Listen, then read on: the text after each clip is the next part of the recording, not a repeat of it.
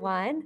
I feel like you already know who I am based on that introduction, but I will go ahead and kick us off. So, thank you all for being here today.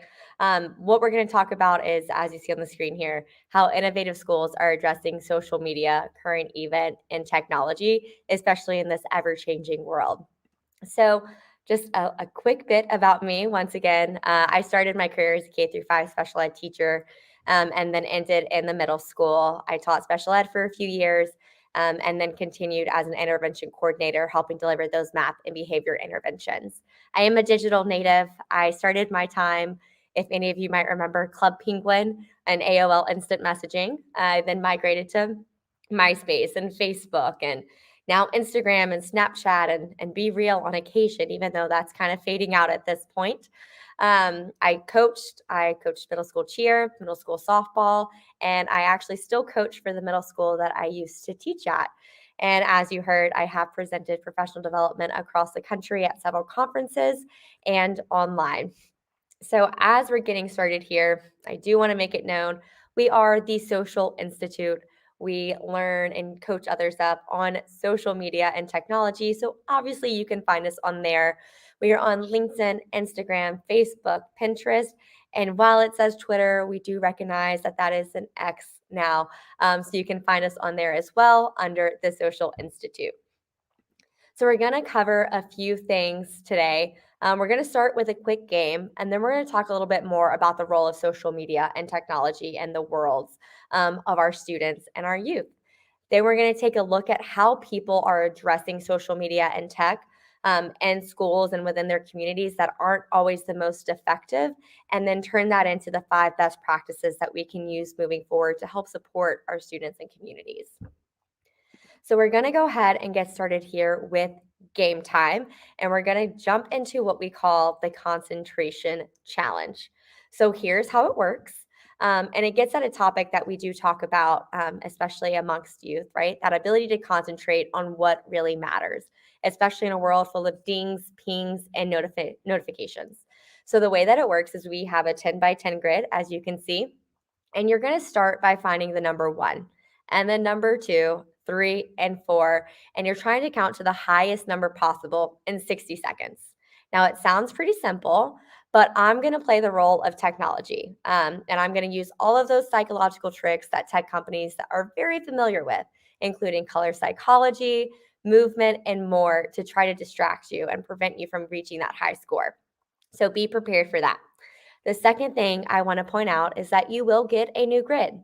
So if you're one of those who kind of is taking charge and you've already started counting, just know you're going to have to start all over because it will be brand new. And you're again counting to the highest number possible. When we run this activity with students, they usually get a high score of 20, 21, 22. So I want you to lock in on your goal right now, and then we are going to begin. All right. So with that said, we're going to have 60 seconds on the clock. And go.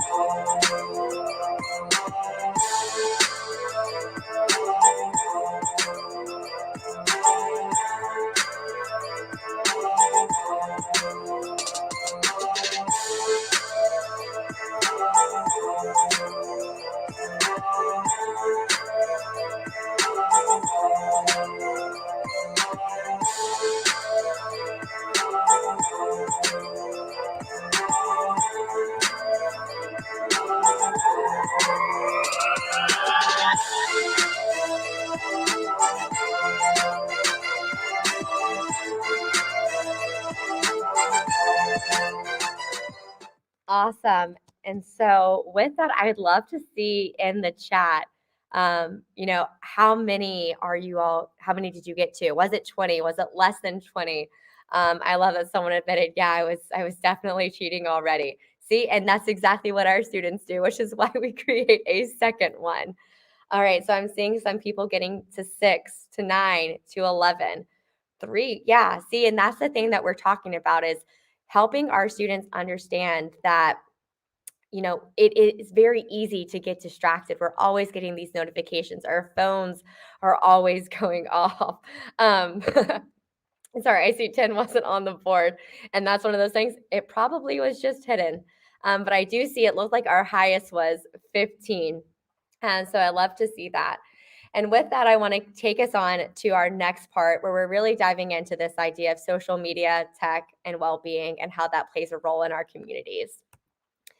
So I want to start here by talking about social emotional learning. And here you can see Wendy Turner, who was awarded Delaware Teacher of the Year, and she is someone amazing to follow on Twitter.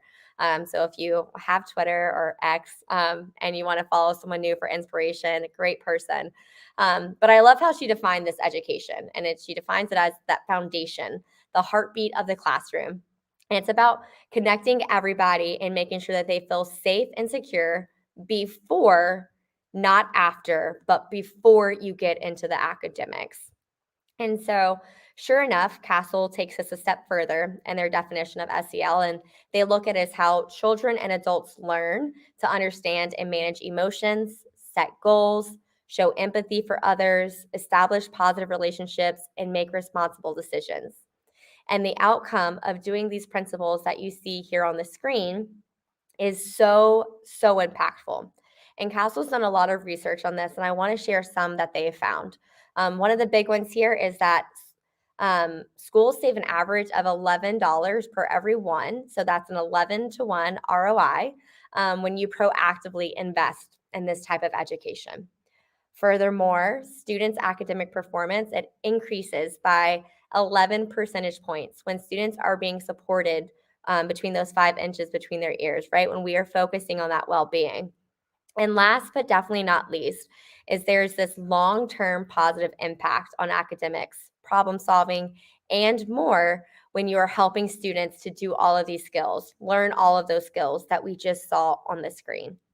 But we also recognize that there is a catch to all of this, right? It makes sense and it's a no brainer to really invest in all of the skill building. But one important thing that we do have to take into account is that this is a new daily reality for students, right? 95% of teens are regularly accessing a smartphone, according to the latest research from Q Research. 45% of teens are saying that they're online almost constantly. And students are reporting that they're spending nearly 8.5 hours on screen time or on their screens each day. And that is solely for entertainment purposes, which is more time than they're even spending in the classroom. So if they're using tech in the classroom as well, on top of the extra screen time that they're using for that entertainment purposes, that's going above and beyond that 8.5. And so, with the combination of technology without this proactive education, that's where it starts leading to a lot of different challenges that you see here on the screen.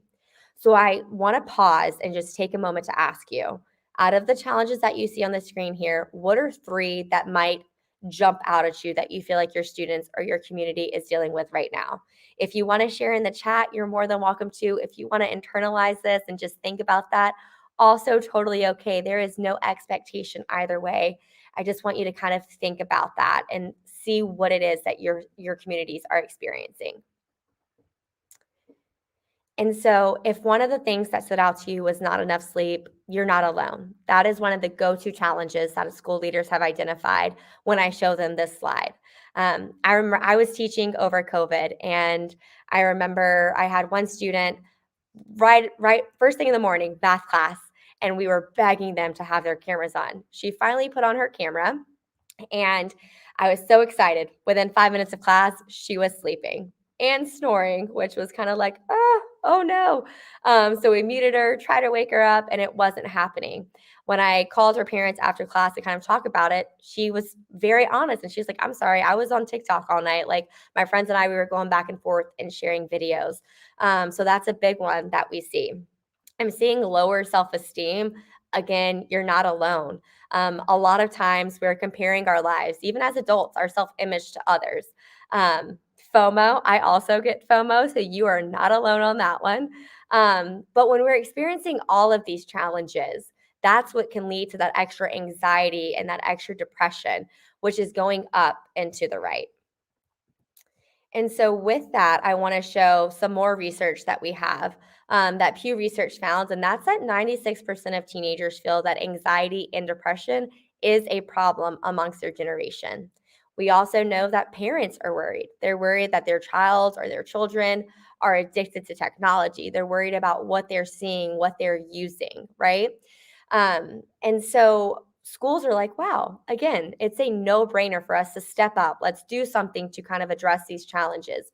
But the big question for you all is then how do we address those first two statistics without contributing to that third stat that we see on the screen here, right? That 90% of teachers say that burnout is a serious problem, right? That's not something that we want to contribute to.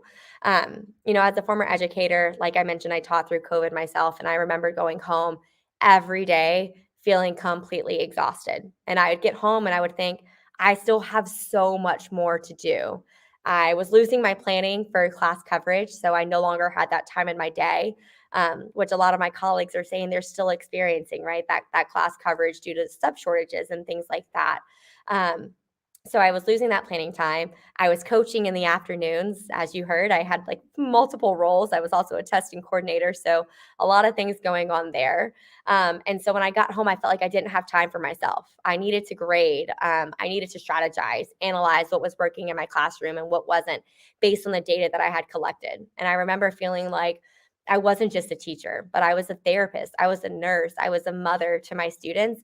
And it was a lot. And I was never going to complain because I wanted to hold my head up high and know that this is what my students deserve. They deserve something great. They deserve to be taught. They deserve to have that support.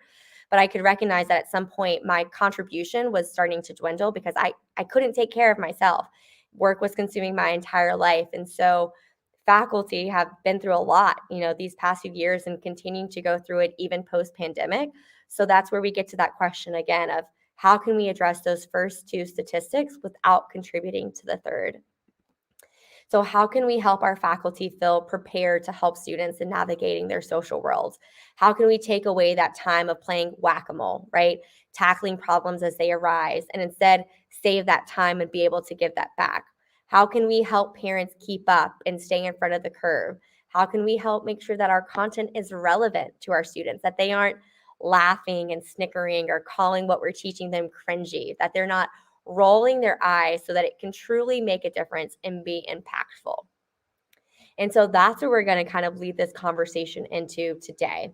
And as you're thinking about those questions, I'm going to just kind of go through here and show you what some schools try to do quickly. It's a quick fix, right? Like a quick solve that we've often found to be ineffective in addressing a lot of these challenges. And as we're going through these challenges or these ineffective strategies, I'd love if you kind of let those resonate and see if it's something that your community might relate to as well. And so the first one we have here is that we have found schools have been ineffective when they're not empowering their entire community through a common language and consistent approach. And notice we italicize entire because that's a big point that we're going to address. Another way we see mistakes are when we approach the social emotional learning in a one-dimensional way, or when they have adults at the school, whether they are parents or educators, just lecturing students. When we just say, don't do this or don't do that when it comes to social media and technology. Don't have Instagram. Don't use Snapchat. It's bad for you. It'll lead to this. It'll lead to that, right? When we rely on one and done efforts, like maybe having a really awesome pump up speaker that comes in, gets the students super excited about making positive, healthy, high character choices online and offline. But again, it's one and done. So, how are you equipping them the other 364 days of the year? Because as we all know, repetition is the mother of learning. And last but not least, when schools are using more out of touch, out of date contents, right? Students are ahead of the curve when it comes to social media and technology and all things social skills. And so this is kind of the point of no return in the movie, where we really want to dive into the best practices that schools like yours are using to help students build these modern life skills. And so we can call it social media education, we can call it building life skills for the modern day, but knowing that it is something that is already proven and tested and adopted by schools across the country. And so you can see here this kind of juxtaposition of what school leaders are now seeing as a more effective way of going about this education versus a more ineffective way. And so if I'm looking underneath the effective side, we can see here school leaders are looking at this as life skills for the modern day, right? We're no longer calling it digital citizenship. If we say the word digital citizenship to students, a lot of times it creates that cringy feeling, right? It seems like we're going to be talked to. And so we also look at how we can be proactively equipping students instead of reacting. How can we empower and equip them rather than scare and restrict them or confiscate their devices and set up firewalls that restrict all this access? Because students will find a way to different devices, or they will find a way to different platforms. In the county that I worked in, we had Snapchat. It was a firewall. You couldn't use it if you were connected to the Wi-Fi at the school. And one day I had one of my students and I was like, "What are you doing right now? Like, why is your phone out?" They're like, "Oh, I'm sorry, Miss Lopez. I was just Snapchatting." And I was like, "How are you even Snapchatting? Like, you're on school Wi-Fi. You can't be like, it's not allowed. Like, it's blocked." And like, "Oh, well, don't you know you can just download a VPN and you can work your way around that?" So I always make the joke, if kids tried as hard on math as they did on trying to figure out ways around firewalls, then they might be acing all of my math tests. But unfortunately, different priorities at this point in time. So again, we want to make sure that we're being proactive, we're empowering them, we're helping them, allowing them to learn from each other, and really making this an integrated team effort. And so that takes us back to that ineffective approach that we talked about earlier, where we're not empowering our entire community. And the way that we can flip the script here is by empowering students, families, and educators by having this unified approach. So, again, instead of just having programming for students or just having professional developments for educators or just a one time speaker for parents, right? This is really a full team, dream team effort. And it's making sure that leadership, faculty, students, and families are all aligned on the same page with how we're approaching this education. Because we know students can't be what they can't see. And so the faculty, the families, and leadership, they all play key roles in this education as much as the students play a key role in building those skills and positively influencing others. So, a little breakdown that we see in a strategy schools use to roll out this education is this is a nice chance for your leadership team, like your key team of stakeholders, to come together and talk about the why. Why is positive social media education important? How does it connect to the mission of your school and what you stand for, your values, and your beliefs? How can you identify people to help captain education across different grades? Sometimes it's the person who heads up homeroom or heads up advisory, or maybe they decide to embed this education into advisor or health and wellness, or even sometimes in a social studies class, which we'll kind of talk about a little bit later as well. And then you can certainly survey your community to assess culture and what are certain things that you want to focus on. And then faculty. And we see so many schools weave this education into some of those areas, like I mentioned, like homeroom, advisory, health class, social studies, even science. But you'll see how current events going on with social media, for example, Ukraine and Russia, how you could take that event that occurred and you can talk about misinformation. You can teach about that during a social studies period or even in an ELA class. And so it's about making sure that our faculty are well equipped to lead these engaging discussions so that students, again, can build these important life skills and positively influence others. And then here's that final catch. Like I mentioned before, students can't be what they can't see, which means families are a key part in these conversations as well.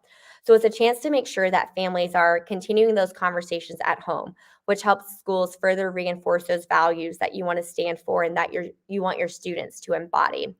And so, speaking of standards and high character values, we want to talk about that common unifying language, right?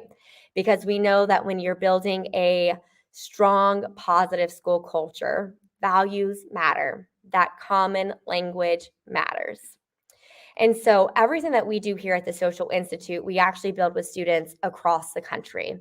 And so when we ask students, hey, what are standards that you feel like students need to know when it comes to navigating social media and technology positively? And notice that I say standards, not rules, because in today's society, rules are meant to be broken. Standards are setting expectations, goals for us to live up to, right? And so the advice that students shared, you can see right here, that this is the 7 core skills now for modern day use of social media and technology. The first one you see here is playing to your core. So that's all about reflecting our values and our character and our actions online and offline. How are we representing ourselves every day with our actions and our words? Then we have protecting your privacy like you're famous, which is exactly what it sounds like, right? Staying in control of our personal information. We have strike a balance, which definitely leads back to that concentration challenge that we tried at the very beginning here. So, how do we balance our time and attention on technology with the world around us, right? With the people around us. Thinking about it as modern day time management and using technology to help us stay focused on what matters. We have cyberbacking, which again was a term coined by a student, and it is the straight opposite of cyberbullying. So it's about creating an inclusive culture where people are supporting each other and having each other's backs. We have finding your influencers, which is not only about TikTok influencers or YouTube influencers. It's really about making sure that we're surrounding ourselves with influences online and offline that help get you to your goals, that help you make thoughtful choices. So that includes positive role models that we're surrounded by, like what credible information we're getting from different sources and more. We have using your mic for good, all about using technology, kind of like a microphone, to create meaningful change in our worlds, whether that world is our classroom, our school, our local community, or beyond that. And last but definitely not least, it's handling the pressure and finding our own path, no matter what pressure comes from others. Because as you know, social media, it comes with a lot of social pressures naturally. And a thing I would encourage all of you to think about is as we're moving forward through this presentation today, that intersection of social emotional learning and social media. How do we define social media? Because most people that I would ask would say, oh, easy, Snapchat, Instagram, TikTok, Be Real. If for those of us who are, trying to stay caught up with the kiddos these days. Um, and if that's your initial thought, no worries, right? That's what most people think. But when we zoom out, we can see social media really as any social media or any platform that requires social skills. And so when you think about texting, do you need social skills for that? Yes. When you think about YouTube, do you need social skills for that? Yeah, whether we're posting a video, commenting on a video. So absolutely we need those skills. When you are joining another education forum and you're exchanging ideas, right? You need social skills for that. So, any way that we're using technology to socialize and it requires a social skill, we want to think of that as social media. One that I forgot to mention that I typically do, and it normally people are like, whoa, Netflix, Hulu, right? TV in general.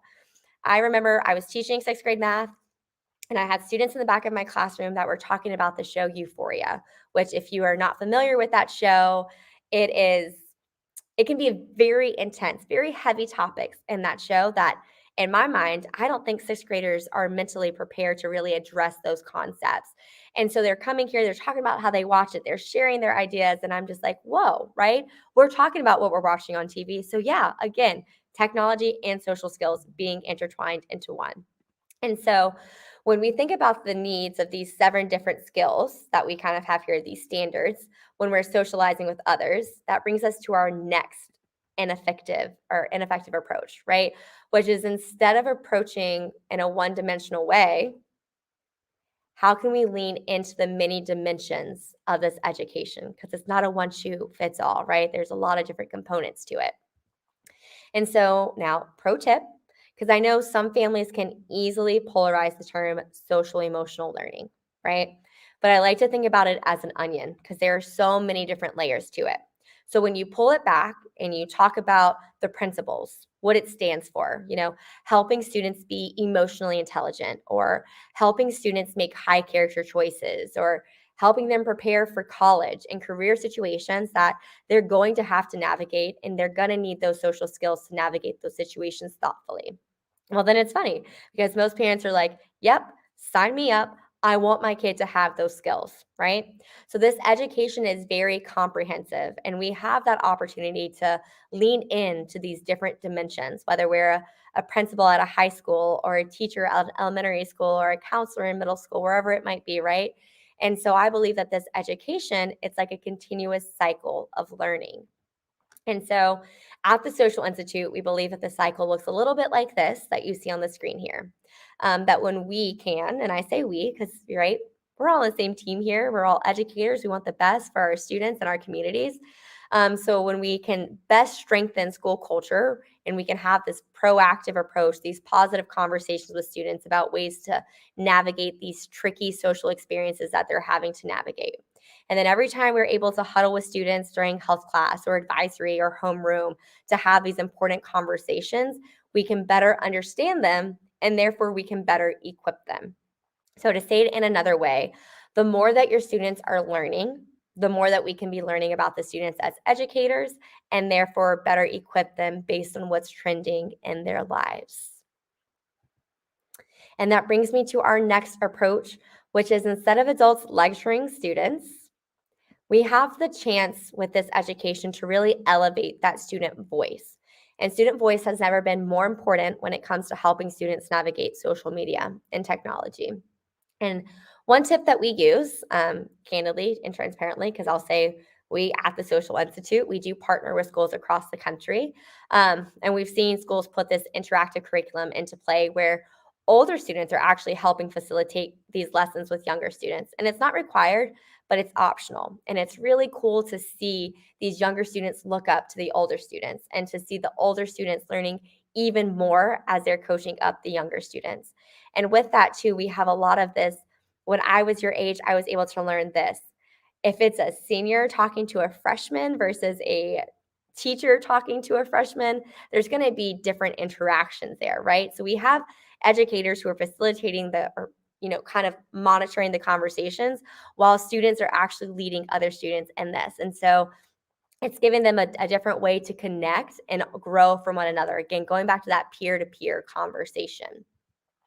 And we've been able to provide this sequencing or adopt the sequencing that schools with schools because it's scaffolding that learning, right? So in elementary schools, our students are beginning to learn those foundational skills, right? Building that emotional awareness and those foundational social skills. And then by middle school, they're navigating more challenging social experiences that do include social media and technology, while also keeping in mind not every student is on social media or has a phone or using that, right?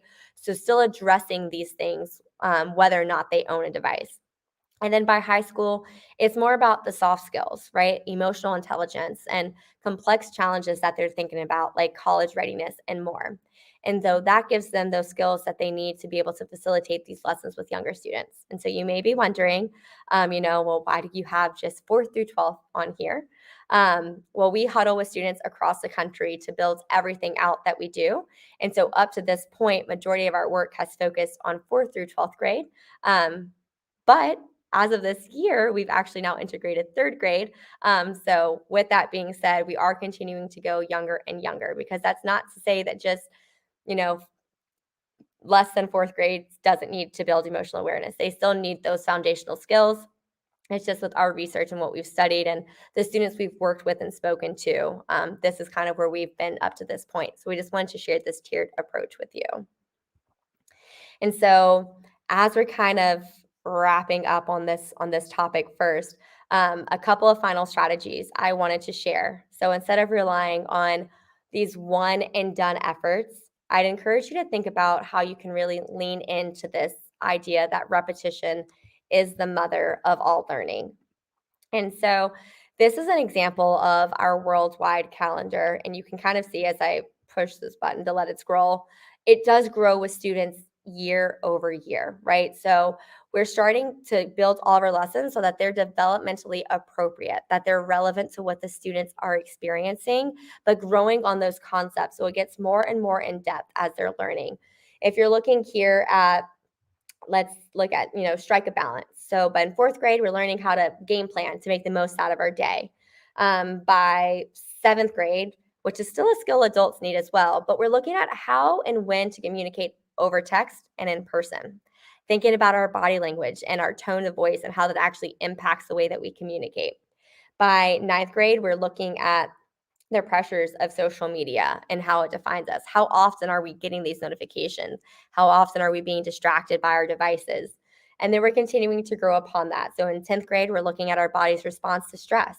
11th grade, we're looking at how do we build habits that enhance our performance under pressure, especially when we're thinking about starting to apply to colleges.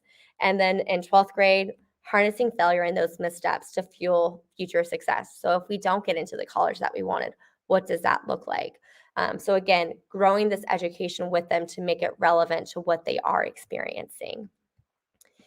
And this is going to be a screen that has a lot of words on it, and I am a visual learner, so I'm just going to give you a quick snapshot of ways that you can actually take current events. As I mentioned, this education can even live in social studies classes when we think about current events and what's trending in the world, and we can relate it to all of those different social standards that I talked about.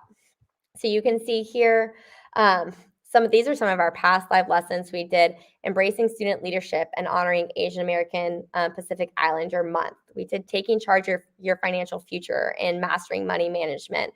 As I mentioned earlier, we did a lesson on understanding Russia's invasion of Ukraine and the power of social media, right? We can be helping students identify this misinformation because we know that misinformation actually spreads 6 times faster than true, credible information. And so we can use these real life examples to make that relevant to students. When the social dilemma went viral on Netflix, you could talk about how people are striking a balance with technology and looking at navigating and having conversations about how do we navigate COVID? How do we seek to understand others' perspectives? And that certainly relates back to striking a balance in the content that we're surrounding ourselves with and the perspectives that we're surrounding ourselves with. So again, we can take these live events and really connect that back to those 7 standards, that common language that your community can have. And you don't have to enter a partnership, right? You can build something internally in order to develop that common language. But those, as I keep mentioning, those 7 social standards, they are timeless. And they are timeless, even though trends with students may not be as timeless. And obviously, we are talking about a world that is constantly changing and constantly evolving for students. And so I want to kind of wrap up this portion and show you all just how much this world is changing with students as they're growing from grade to grade or division to division. And so one thing that you'll get to see, and I'll have you guys answering in the chat for me, is we're going to do a little bit of trivia. So the first question I want us to look at is, here are some devices that our 6th through 8th graders and 9th through 12th graders are using weekly. So I'd love to see some answers in the chat here. If you could guess your number one device for 6th through 8th graders and the number one device being used by 9th through 12th graders, which options would you choose?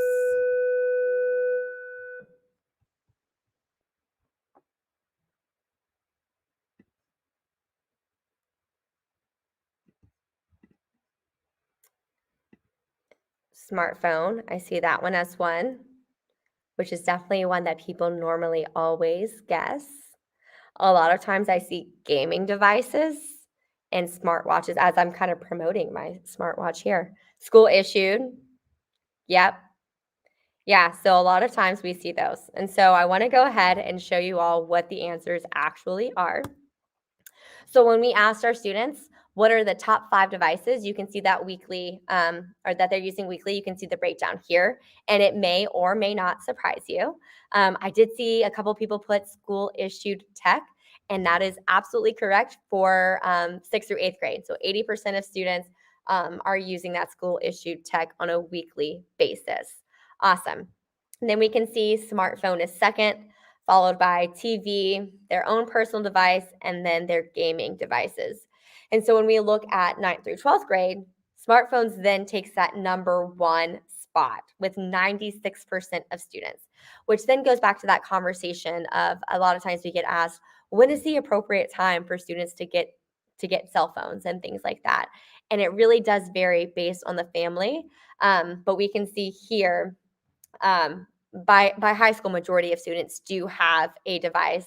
I see someone saying TV does surprise me. Yeah, it surprised me at first too, and then I remembered how much my students watch Netflix. And sometimes, like, it was the weirdest thing. Even my cheerleaders now, they'll be talking about how they were like hanging out. Yeah, it does. It covers all streaming. They're like hanging out and they're FaceTiming each other. We're watching the same Netflix show because they're just not in the same place, so they want to watch it at the same time. Um, so interesting things happen sometimes. And then we can see here again, following that, their own laptops, school issue tech, and then their gaming devices. So I'm going to ask you another trivia question. Now that we've broken down the devices that students are using, I want us to break it down to the top 5 apps that you think 6th through 8th graders and 9th through 12th graders are using weekly.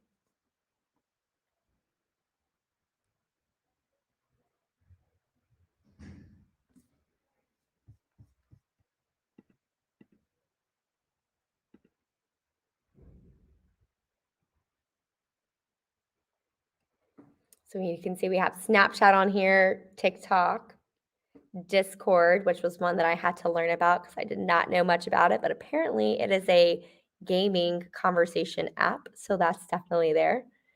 All right, we're seeing YouTube, TikTok, music streaming, Instagram, FaceTime.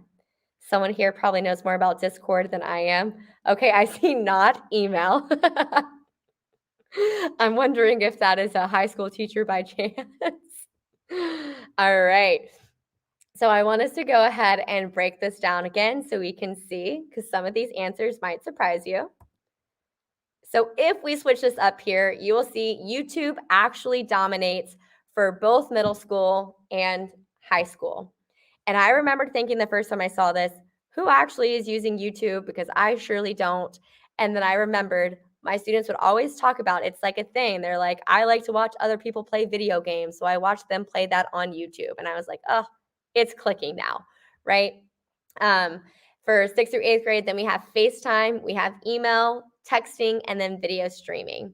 For 9th through 12th grade, again, we're starting with that YouTube, and then we do hit email, right? So I know, as surprising as that is, email is up there.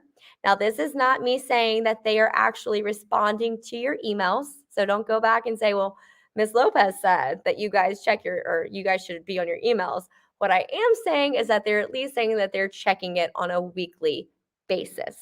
Um, and then we can see Snapchat, Instagram, and texting are up there. Another big one I get all the time that is surprising is TikTok is not in the top 5. So it's one of those things too where we think about this. A lot of times kids feel, going back to that handle the pressure, like we feel that pressure to download all these apps because we think everybody is using them and everybody has them. But it's interesting to see exactly who is using what. And so when we break this down by division, we ask our students, where are your favorite places to hang out on social media? So we can see with middle schoolers, again, YouTube. Now TikTok is up there, and texting. So those are some of their favorite places to be based on the device or the apps that they use. And with high schoolers, again, we have TikTok, Snapchat, and music. So I know a lot of us put music streaming, and so that is a favorite place for students to hang out. I was also very surprised by YouTube being more popular because I feel like TikTok is just like the ongoing thing, like really became popular during COVID and hasn't kind of vanished yet. Still very prominent. But yeah, so we can see that there. And I wanted to show you guys just a few up and coming apps that you may or may not have heard of. So the first one here, it's just a way that you can share text, images, videos, and you can interact with others' posts and replies. You can repost things. If what I'm saying to you sounds like Twitter, it sounds a lot like Twitter. And it's actually a new rival to Twitter that students are starting to use, and that is called Threads. So it's just another example of Twitter, just again, a rival. And then that second app that you see there is a new app that students are downloading, and it's called Saturn. And it's actually a way that students are using it to better use or better have time management. So it's a better way to kind of balance their academics, their extracurriculars, and their social life. So it's like a calendar and helping them keep everything organized and that. And then the last one there, I'm sure majority of us have heard about it at least a little bit, Chat GPT. So we always say it's like, hey Siri or hey Google times 100. And we've heard a lot of very interesting things about Chat GPT. I've talked to schools and everyone's trying to figure out, how do we take this approach? Do we ban it? Do we use it? And so this is another way that you can have that conversation, have your students talking about, what are the positives of using ChatGPT. Where might we make mistakes, right? What is considered plagiarism if we were to use ChatGPT and things like that. So that's where you can have those conversations with your students and again, better understand them, right? Fun fact that I'll share really quickly about ChatGPT is I was talking to a school the other day and they told me that a student actually went to their counselor and I set off mine too, Taylor. But they told me that a student, she was having an issue with her friends. And so she asked ChatGPT, you know, what can I do? This is a situation. And ChatGPT gave her advice and the student used the advice and it actually worked in their friend group. So there's again an example of social media, ChatGPT technology being used for good. And so part of what we do here at the Social Institute is that we actually create playbooks. So when schools partner with us, their entire community gets access to what we call our parent toolkit, and that includes playbooks. And playbooks are Cliff Note versions of apps that are and platforms that students might be using. So we have everything from Be Real to Minecraft to Call of Duty, whatever students might be using. So we have examples of that. If you are or have your phone out and readily available, feel free to scan this QR code. It does tell you a little bit about Be Real and kind of shows you the breakdown of what it does. So we say what it is, how students might be using it positively, where they might be making mistakes.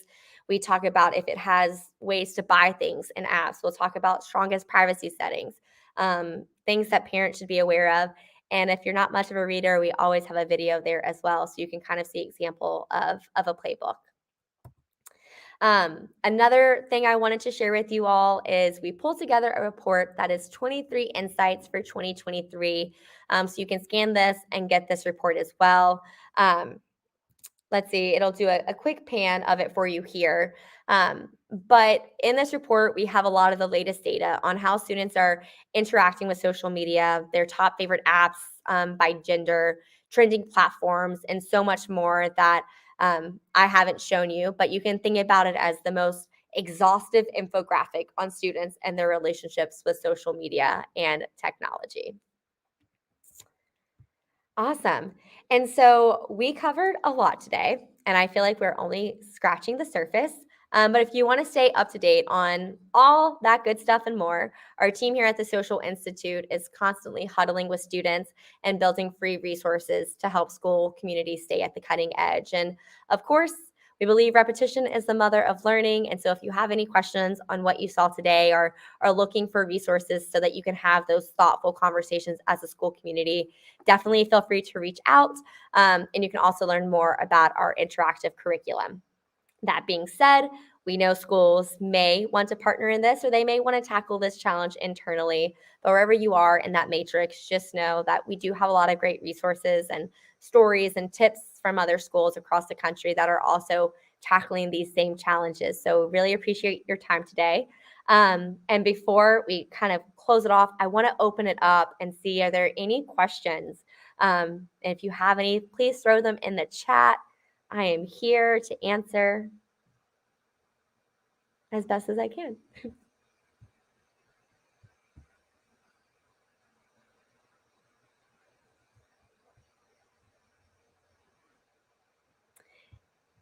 And Matt, for some reason, I can't hear you. Yeah, I keep forgetting. It's a new platform, gang, new tech. Even the tech dudes screw up sometimes, right? I always say it's funny. I feel like I have the most tech issues and I work for a tech company. I'm like, oh, I am not the greatest role model for this. So yeah, if you have any questions, please feel free to drop those in the chat. We did have one that I'd like to come back to. Cheryl asks, can you share that calendar? And I'll kind of follow up. A lot of times we like to provide some resources to our friends Mhm. who can join us and who can't join us. Is there like a shareable slide deck that we can like post a link to, or do you have like a Google Doc or something like that we can share? Yeah, I will put that link in the comments here for you all to see. Movie. And so you can have that, and I can also share that with you, Matt, if you want to share it afterwards as well. And so that link, it'll kind of take you to a calendar, is what we call our worldwide calendar, because we are worldwide. We have schools in Canada, throughout the United States, as well as Brazil. So we are consistently growing. But it at least kind of shows you the breakdown of what our lessons look like. It won't let you see what the lessons entail, but can at least show you those topics and how we're growing those topics with our students over time. Okay. I'm trying to multitask here. No, you are good. Um, so let me see if I can get that and throw it in the chat. Yep. So I will throw that in here real quick so everyone can grab that. There you go. And sorry, Taylor, that we set off your certain A device. assistant of some sort. Um, I yeah, also set off my own, so you are not alone. And I was like, oh no. As soon as I said it, I was like, it's about to happen. Here we go. But I thankfully, do I that all caught the it quickly enough. Okay. Any other questions for Chelsea from the Social Institute while we've got her on the line here?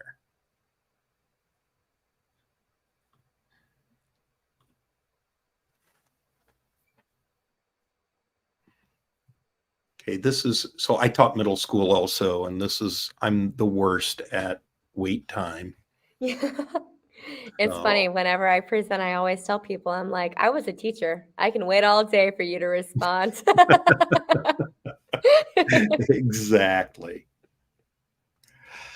Okay, folks. Well, that seems to be it. I see we have some people kind of signing off. It's about time to head out of school and go pick up various children or whatnot, go on to our practices and so forth. So, Kelsey, thank you very much. Folks, if you attended through StreamYard, in the next probably 24 hours, but just in case, give me a couple of business days. I'll try to get those evaluations sent out to you. Remember, if you want Illinois PD credit, you do need to complete and return an evaluation to us. Chelsea, once again, thank you very much for joining us and sharing some of your great resources. And if I'm not mistaken, you're going to be back in a few weeks with us, right? Yes. So if you did not get enough Chelsea Lopez time, you can sign back in later and hang out with me one more time. All right.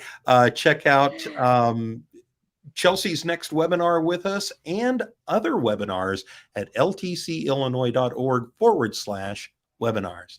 Chelsea, thank you so very much. We appreciate your expertise and your time today. Awesome. Thank you. Bye, everyone.